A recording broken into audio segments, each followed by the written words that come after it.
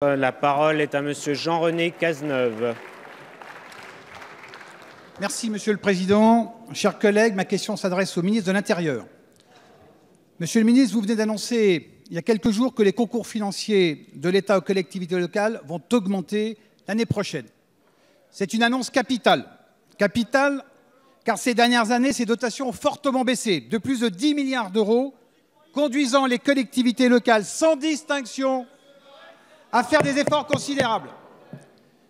C'est une annonce capitale, car nos territoires ruraux ont échappé à une hécatombe. Oui, une hécatombe. Si le programme porté par certains sur la droite de cet hémicycle avait été mis en place.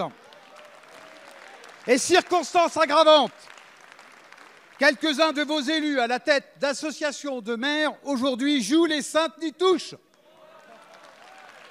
Monsieur le ministre, vous avez ouvert la concertation avec 319 collectivités locales les plus importantes. Nous approuvons cette méthode innovante qui fait appel au dialogue et à l'esprit de responsabilité de chacun. Ma question concerne les 35 000 communes non visées par ces contrats. Confirmez-vous que leurs dotations ne vont pas baisser ? Quel mécanisme mettez-vous en place pour vous assurer que cet élan va aller jusqu'aux territoires ruraux les plus reculés? Et enfin, ces territoires les plus enclavés de notre pays vont-ils également bénéficier d'investissements à la hauteur de la fracture territoriale qui se sont aggravées ces 10 dernières années? Merci, Monsieur le ministre. Merci, Monsieur le député. La parole est à Madame Jacqueline Gourault, ministre auprès du ministre d'État, ministre de l'Intérieur. Merci, Monsieur le Président. Mesdames et Messieurs les députés, Monsieur le député Cazeneuve, je vous confirme, Monsieur le député, que les dotations ne vont pas baisser, elles vont même augmenter. En effet,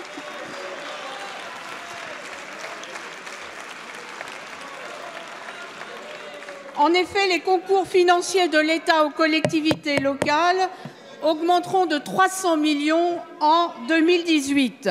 Pour la DGF, cette hausse sera de près de 100 millions. Pour les territoires les plus ruraux, monsieur le député, que vous ciblez dans votre question, le gouvernement a fait le choix de renforcer la dotation de solidarité rurale.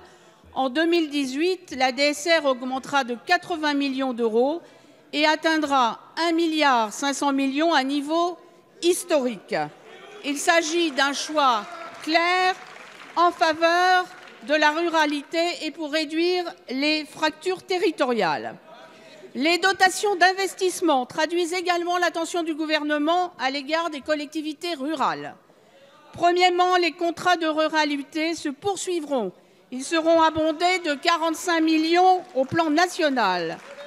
Deuxièmement, les crédits de la dotation d'équipement des territoires ruraux sont maintenus à un niveau exceptionnellement élevé, 1 milliard d'euros, c'est plus de 60% de plus qu'en 2014. Enfin, la dotation de l'investissement local est pérennisée, c'était quelque chose qui avait été fait de façon ponctuelle, et sera plus accessible aux collectivités rurales. En effet, j'insiste sur le fait que pour désormais la DSIL, il y a la suppression des seuils qui réservaient en partie ce mode de financement aux plus grandes collectivités. C'est terminé.